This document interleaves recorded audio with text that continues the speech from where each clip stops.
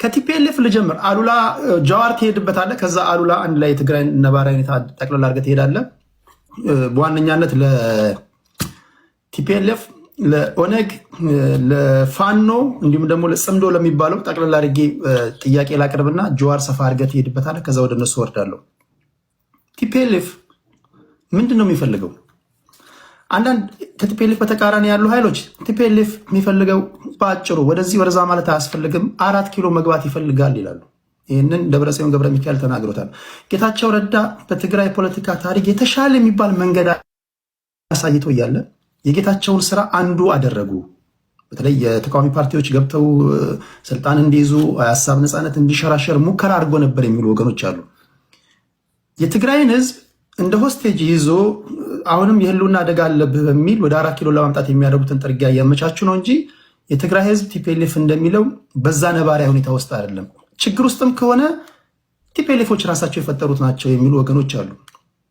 ከኤርትራ ጋር ለምሳሌ የተጣመረበት ጉዳይ የኤርትራ መንግስት ከኢትዮጵያ መንግስት ጋር የተጣላበት ዋነኛ ምክንያት የፕሪቶሪያ ስምምነት ነው። ፕሪቶሪያ ላይ እኛ ሳንወከል ለምን ተፈራረማችሁ የሚል ቅሬታ እንዳላቸው ይታወቃል። የሻዕቢያ ደጋፊዎች የፕሪቶሪያ ስምምነት የሰሜኑን ጦርነት ነው ያስቆመው። የሰሜኑን ጦርነት በመቆሙ የተቆጣው የሻዕቢያ መንግስት ነው። ቲፒኤልኤፍ ሲሆን ይህንን ማስቀጠል ሲገባው ይሄ በመሆኑ ከተቆጣው ኃይል ጋር ጥምረት ፈጥሯል። በሰሜኑም ጦርነት እንደነበረው እንደምታስታውሱት ወደ 4 ኪሎ እየመጣን ነው፣ ሌሎቻችሁ ነፍሳችሁን አድኑ፣ ወዴትም ማምለጫ የላችሁም የሚሉ ንግሮችን ከደብረጽዮን የሰማንበት ሁኔታ አለ። በአንተ እይታ የቲፒኤልኤፍ አጠቃላይ ምንድን ነው ፍላጎቱ? ሁለተኛ ለጽምዶ ደጋፊዎች ካላችሁ እንድትነኩልኝ የምፈልገው ለጃዋር ነው። ይህንንም የጽምዶ ጉዳይ በፌዴራል መንግስቱም በተቃዋሚዎቹም ሶሻል ሚዲያ ላይ በስፋት የሚነገር ጉዳይ ነው። ጽምዶንስ እንዴት ነው የምታዩት? የአንዳቸው የመታገያ አጀንዳ ከአንዳቸው ጋር የሰማይና የምድር ልዩነት አለ። ቲፒኤልኤፍ የፋኖ ኃይሎችን ወራሪ ነው የሚላቸው። ወራሪዎች የያዙብንን ኃይል ለማስለቀቅ እየመጣን ነው ይላሉ። ገብረ እግዚአብሔር የስፖክስ ፐርሰን ናቸው። ይህንን ቃል በቃል ተናግረዋል።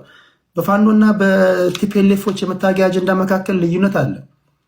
ማርቲን ፕሎት በቅርቡ እንደነገረን እነዚህ 4 ኃይሎች ሱዳን ላይ ተገናኝተው እንደመከሩ ነግሮናል። የጽምዶስ ጉዳይ የገባችሁ ነገር አለ? ይሄ ሊሆን የሚችል ነገር ነው?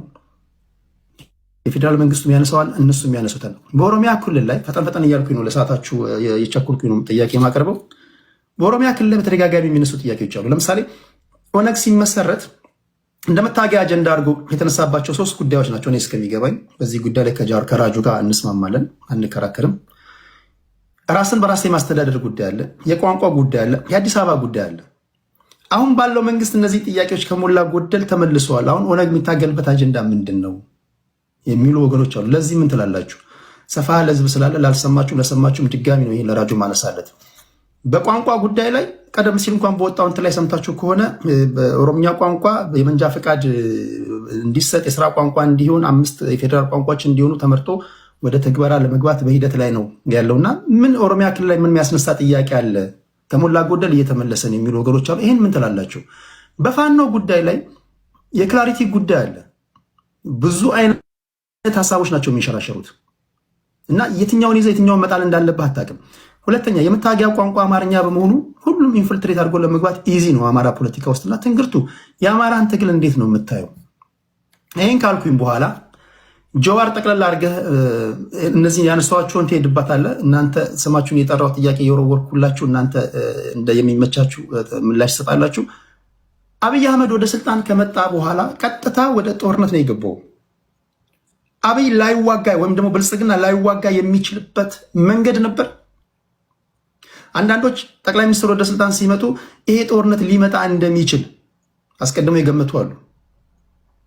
በሌላ አባባል በግልጽ ለመናገር ያህል አብይ አህመድ ኃይለማርያም ደሳለኝ ይሆናል ተብሎ የተጠበቀ ሰው ነው። ኃይለማርያም ደሳለኝ ስላልሆነላቸው እንደተጠበቀ ወደ ጦርነት ገብቷል። አብይ አህመድ ከቲፒኤልኤፍ ጋር ላይዋጋ ወይም ደግሞ ጦርነቱ ውስጥ ላይገባ የሚችልበት መንገድ የለም። ይዋጋ ነበር። ጦርነቱ ኢንቪተብል ነው የሚሉ አሉና ይህን ሰብሰብ አድርጋችሁ ትሄዳላችሁ።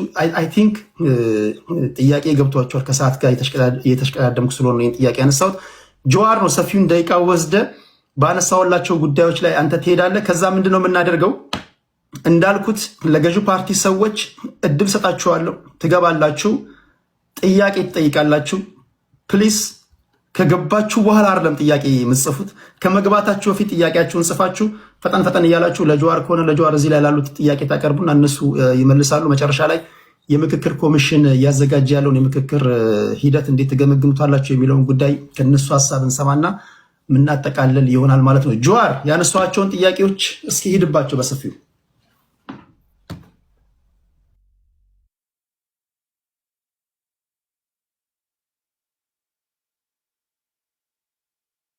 ጀዋር ሚዩት ነው። ጀዋር ሚዩት ነው። እሺ እያልኩ የነበረው ምንድን ነው የትግራይ ጉዳይ ስንጀምር አማራም ኦሮሞም ያለው ነገር ልጅ ሆኜ እኔ የፍየል እረኛ ነበርኩና ፍየል ስታስራት በገመድ አትቀመጥም፣ ትዞራለች እንጨቱን። ውስብስብ ይሆንና ከዛ ጫፉ ይጠፋብሃል፣ ልትፈታው የማትችልበት ደረጃው ሲገባል። እና የኢትዮጵያ ችግር አሁን የትግራይም ከዚህ ጋር የተያያዘው ህወሓት ከ91 ጀምሮ ስልጣን ላይ የነበረ ኃይል ነው። በትግል ስልጣን እንዲለቅ ተደረገ። ለፈርስት ስቴፕ ውድ ቢን ሪኢንቴግሬሽን ከነበረው የበላይነት ግን ዝቅ ብሎ የሚሄድበትን ሁኔታ መፍጠር ያስፈልግ ነበረ። ይሄ ምን ያስፈልጋል? ድርድር ያስፈልግ ነበረ። አንድ ስልጣን በበላይነት የያዘ ኃይል ኢንሴኪዩሪቲ ይሰማዋል። ኢንሴኪዩሪቲ ማለት እንደ ግለሰብም በስልጣን ላይ በነበሩበት ወቅት ለተደረገ ስህተቶች፣ ለተደረጉ ጥፋቶች በቀል ሊመጣብኝ ይችላል ወይ የሚል ፍራቻ፣ ሌጂቲሜት የሆነ ፍራቻ አላቸው። እንደ ፖለቲካል ኮሚኒቲ፣ እንደ ፖለቲካ ማህበረሰብ ደግሞ ከጎና ጎን ያሉ ቁርሾች ስላሉ ልገለል ልጠቃ እችላለሁ ወይ የሚል ወደ ኤክስቴንሽን ኢንሴኪዩሪቲ፣ ኮሌክቲቭ ኤክስቴንሽን ኢንሴኪዩሪቲ የሚያደርስ ስሜቶች ገና ከመጀመሪያው የተጀመሩ ነበር። ስለዚህ ጋላችሁ ያኔ እኔም አሉላ የምንከራከር ነበር። የነበረን ግን የጋራ አቋም ምን ነበር? የትግራይ ልሂቃን ወደ መቀሌ መውጣታቸው ወይም ደግሞ መገፋታቸውም ሆነ መርጠውም ቢወጡ መነሻው እዛ ጋር ነው። ማዕከሉን ከስልጣን መልቀቅ አንድ ነገር ሆኖ ግን ተገፍተው ወደ ሆም ሪጅን ሲገቡ ሴግሪጌሽን ተፈጠረ፣ ጋፕ ተፈጠረ፣ ንፋስ ገባው ማለት ነው። ቅድም እንዳልከው የኢትዮጵያ ችግር መነሻና መጨረሻ አብይ አይደለም። ግን የሀገሪቷን በትረ ስልጣን ቁንጮ እንደመሆኑ የሽግግሩን የመምራት ኃላፊነት የሚያዘው እሱ እንደመሆኑ አብዛኛውን ድርሻ በእሱና በቲፒኤልኤፍ መካከል 100 ሜትር ርቀት ካለ 70 ሜትር መሄድ የነበረበት እሱ ነበር፣ ወደ ሪኢንትግሬት ለማድረግ ሪአሹራንስ ለመስጠት። ከዛ ይልቅ ነገሮችን የሚያባብስ ከኤርትራ ጋር የነበረው ጉዳይ የመጣው በሚዲያ በሀገራዊ ሚዲያ የመጣው ትርክት ወንጀል ሰርተው ህዝቡ መደበቂያ ለሚያደርጉትም የህዝባቸው እጣ ፈንታ ለሚያሰጋቸውም አንድ ላይ ሆነው ወደ ጦርነት እንድንገባ አደረገ። ፕሪቶሪያ ወቅት ደግሞ ከፕሪቶሪያ በፊት ለምሳሌ አንዱ ትልቁ ችግር መፍታት ሊፈታበት የሚችለው የኢህአዴግ መድረክ ነበር። የኢህአዴግ መድረክ ዲሞክራሲያዊም ባይሆን ዲሞክራሲያዊ በሆነ መልኩ የኤሊት ባርጌን፣ የሊቃን ባርጌን የሚደረግበት የስልጣንና የሀብት ክፍያ ድርድሮችና ክፍያዎች የሚደረጉበት ኤሊት ማኔጅመንት፣ ፖለቲካል ማኔጅመንት የሚደረግበት መድረክ ነበር። ያ የፈረሰበት ሂደት አንደኛ ማፍረሱ አስፈላጊ አልነበረም፣ ሪፎርም ነበር መደረግ ነበረበት። የፈረሰበት መንገድ ዲሞክራሲያዊ ስራ ስላልነበረን፣ ዲሞክራሲያዊ ስራ ቢኖር ድርድርና የስልጣንና የሀብት ክፍፍል በፓርላማ በሀውስ ኦፍ ፌዴሬሽን ይካሄድ ነበረ። ኢህአዴግ ዲሞክራሲያዊ ስራ ባለመሆኑ ዲሞክራሲያዊ በሆነ መልኩ በፓርቲ ነበር ውሳኔዎች የሚወሰኑት። ያ ፓርቲ ሲፈርስ የመደራደሪያ የመከራከሪያ የመነጋገሪያ መድረኩ አጣ ነው። ጦርነት ገባ። በጦርነት 2 ዓመት ከተጨፋጨፈን በኋላ እድል አገኘንና ፕሪቶሪያ ላይ ተኩስ ማቆም ቻለ። የፕሪቶሪያ ስምምነት ግን ወደ ጦርነት ያስገቡንን ምክንያቶች የፈታ አልነበረም። ወደ ጦርነት የገባ ነው በወልቃይትና ጠገዴ በዌስተርን ትግራይ ጉዳይ አይደለም። ፈንዳመንታሊ በፖለቲካ ስልጣን አንድ፣ ሁለተኛ የትግራይ እንዲሁም ህወሓት በመጪዋ ኢትዮጵያ ውስጥ ምን አይነት ቦታ ይኑራት የሚለው ጥያቄ ነው ወደ ግጭት የፈጠረ። ወደ ግጭት ያስገባን በአብይና እሱ ስልጣን የያዘው ኃይል ወደ መቀሌ ሄደው ህወሓት እንደ መሪነት ግን ከኋላቸው ያለው ኮንስቲትዩንሲም የወደፊት ግንኙነቱ የስልጣንና የሀብት ክፍል የሴኩሪቲ ጉዳይ እንዴት ይሁን የሚለው ነው ወደ ጦርነት ያስገባል። ከጦርነት ፕሪቶሪያ ላይ ግን አደራዳሪዎቻችንም ወይ አልገባቸውም ወይ ሸረኞች ነበሩ። ነገሮችን ከስር መሰረቱ የመፍታት ፍላጎት አላሳዩም። ይሄን ምለው ቀጥታ ተሳታፊ የነበርኩ ሲያደራድሩ የነበሩትም ተደራዳሪ የነበሩትም ሰዎች ሰማቃቸው የፖለቲካ ኢሾችን ወደ ጦርነት ያስገቡን መንስኤዎችን ወደ ጎን ያገለለ ነበር። ናይሮቢ 1 እና ናይሮቢ 2 ላይ ሞር ጦርነቱን እንዴት እናቆምና ከዛ ለያ ጦርነት እንዴት እንዘጋጁ ውስጥ የተገባው። ከዚህ በፊት ወደ ጦርነት ያስገቡን ችግሮች ቅድም ያልኳቸው የፖለቲካዊ ማህበራዊ ጉዳዮች፣ የሴኩሪቲ እና የስልጣን ጉዳዮች ተደራድሮ የወደፊቷ ኢትዮጵያ ውስጥ የትግራይ ቦታና የትግራይ ሊቃን ቦታ ምን ይሁን የሚለውን ከመደራደር ይልቅ ከመነጋገር ይልቅ አብይና በአዲስ የታረቁት የህወሓት ኃይሎች እንዴት ተስማምተን ኤርትራን እንውጋ ነበረ። ምን ዋሻቸው ነገር አልነበረም። አወዘር ናይሮቢ ታው አይሆንም። አዙሪት ውስጥ ነው የምትከቱን። ሪሜምበር 2018 ኢሳያስና አብይ እንደዛ ሲያስጨፍሩን ይሄን ነገር ጸረ ህወሓት አላያንስ አታድርጉት። ይሄን እድል ተጠቅመን በኤርትራና በኢትዮጵያ መካከል የሰከነ በድርድርና በተቋማዊ መሰረት ያለው ስምምነት ላይ እንድረስ። አዲስ አበባና አስመራ መቀሌን ዘለው ሊጨባበጡ አይችሉም። ኢትስ አ ማተር ኦፍ ጂኦግራፊ ኢትስ አ ማተር ኦፍ ሂስትሪ ብዬ ስከራከር ነበረ። የዛ ጊዜ ሁለቱም ማድመጥ አልፈለጉ። ሲሚለርሊ ናይሮቢም ላይ ሀሌላ ኬለም ላይ የተሞከረው አካሄድ አንድ ጦርነት ወደ ትግራይ ጦርነት ያስገባንን ችግር ከመፍታት ይልቅ ሌላ ጦርነት የሚደረግ ነው። ሰዎች አንድ ነገር እንሻወድ። ይሄ ኤርትራ፣ ኢትዮጵያ፣ ትግራይ፣ ኦሮሞ ምናምን እንለው ነገር ክፍሎችን ቢኖሩ ደግሞ ብዙ ሚስጥር የለንም። we are one community። በተለይ ደግሞ በሶሳይቲ ደረጃ ካየኸው we are one community። ብዙም ሚስጥር አይኖርም። በአስመራና በአዲስ አበባ መካከል፣ በመቀሌና በአስመራ መካከል እኔ ሄጄ ላሉላ ሹክ ብለው አሉላ መጥቶ ለቶላ ለገብረየስ የማይልበት ብዙ ምድር የለም። አይ ኖ ዚስ ፍሮም ኤክስፒሪየንስ። ናይሮቢ ላይ የተደረገው ውይይት አስመራ ወዲያ ነው የደረሰው። ሴም ቲንግ። ከዛ ቤትም አዲስ አበባ ላይ ጅማ ላይ ኢሳያስና አብይ ሲያደርጉ የነበረው መቀሌ ሲደርስ ነበር።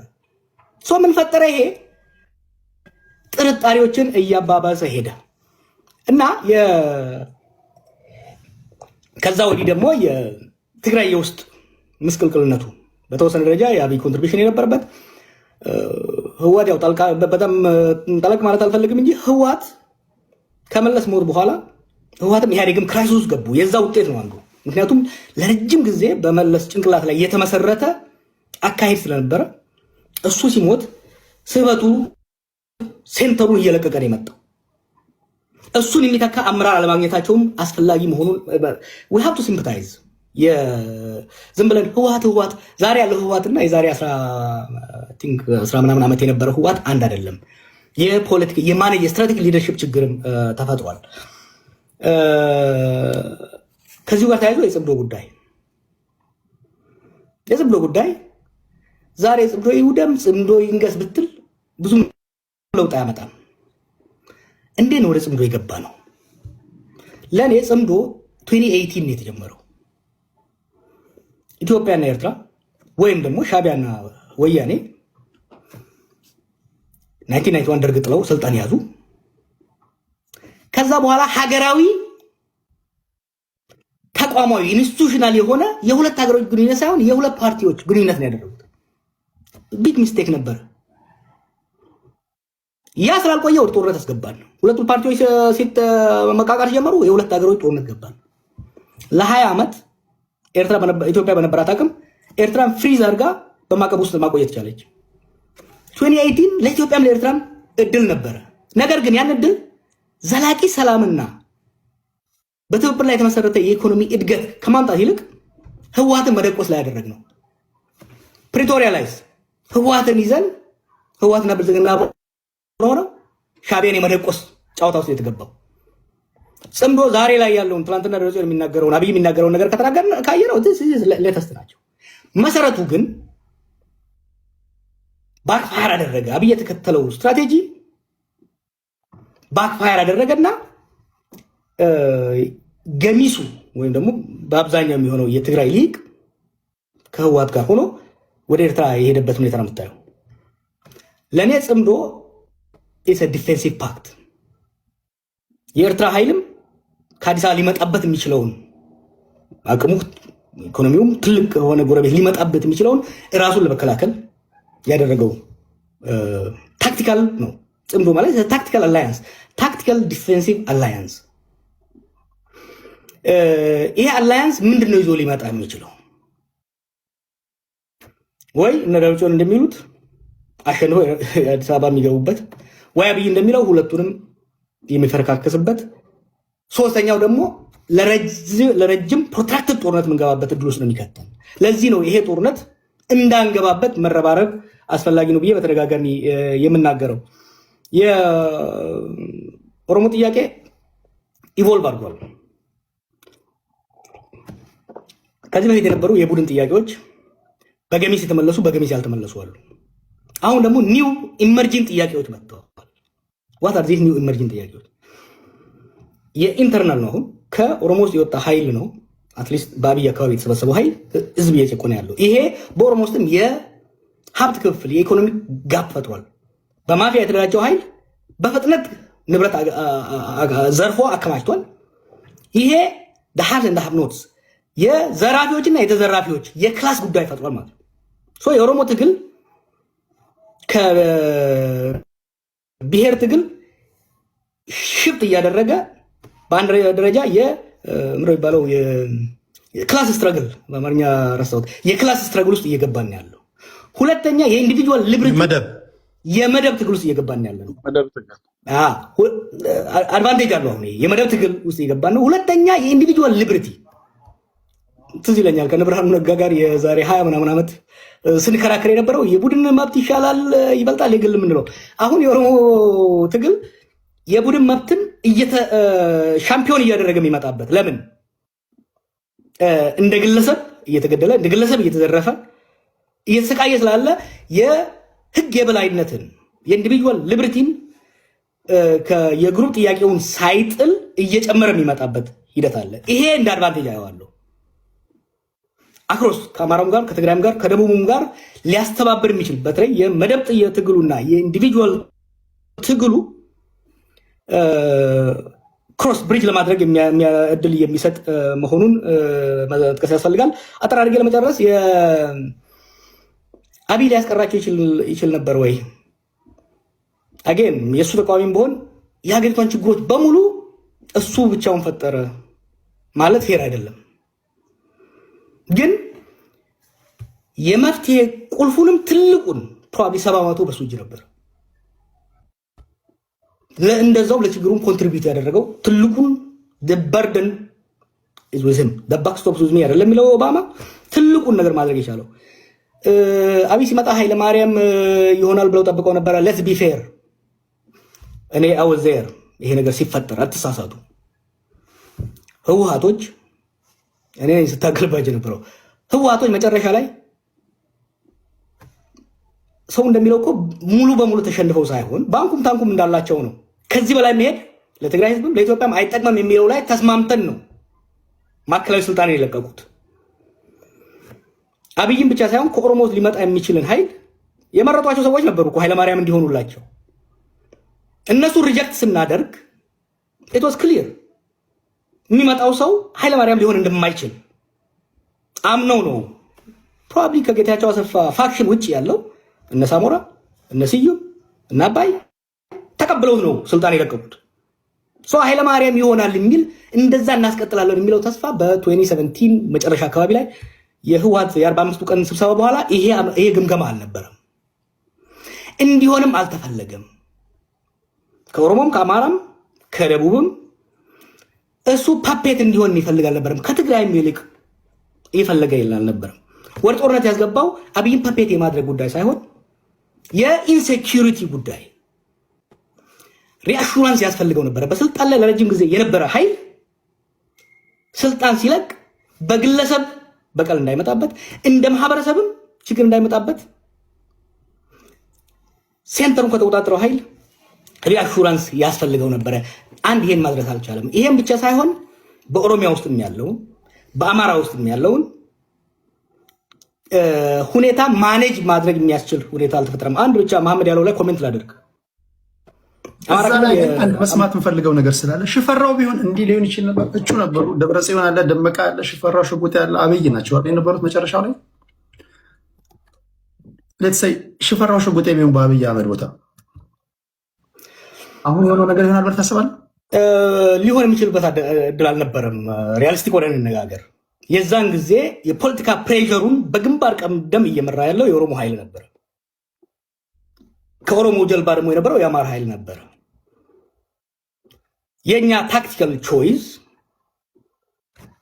ከኢህአዴግ ውስጥ ሁለቱን ትልልቁን ብሎክ የማንቀሳቀስ ስራ ነበር።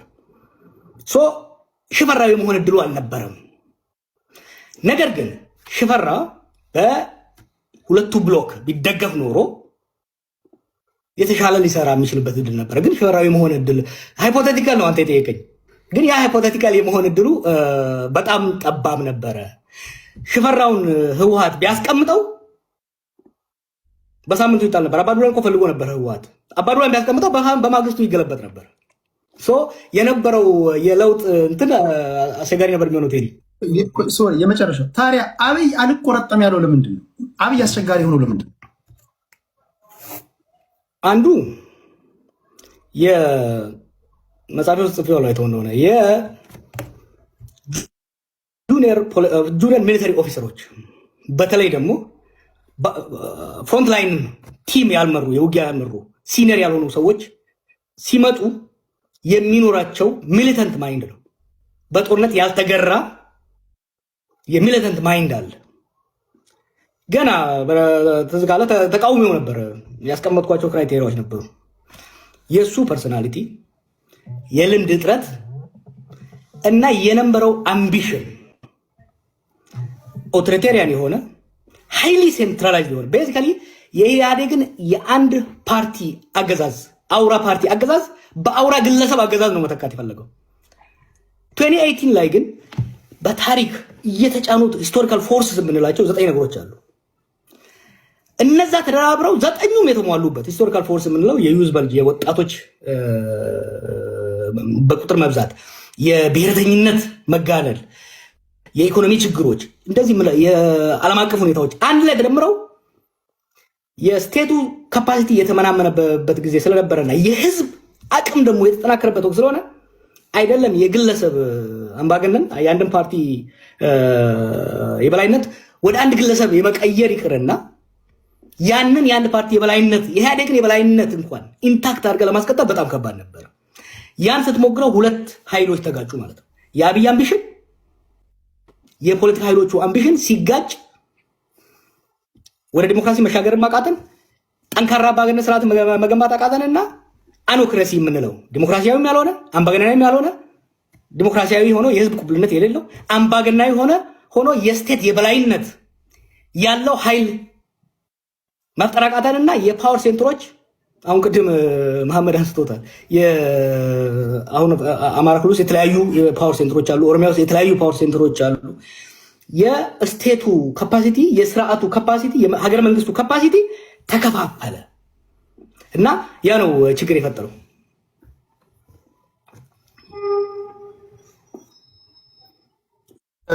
ጨርሳል ጀዋር? ጨርሻለሁ። አይ ቲንክ ለጠያቂዎች እድል እየሰጠን ሰዓትም እየሄደ ስለሆነ እንደዛ ከዛ ለእናንተ እድል ስጣችሁና